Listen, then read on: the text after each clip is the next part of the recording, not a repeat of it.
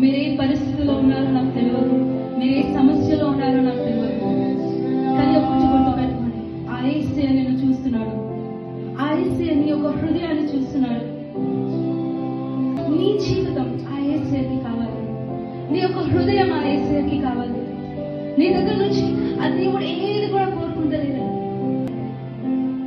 కేవలం నీ యొక్క హృదయాన్ని, నీ యొక్క జీవితాన్ని తనను నీ యొక్క స్వంత రక్షకునిగా మీరు అంగీకరించడం, తన సహవాసంగా సమీపంగా ఉండడం ఆ యేసయ్య కోరుకుంటున్నాడు.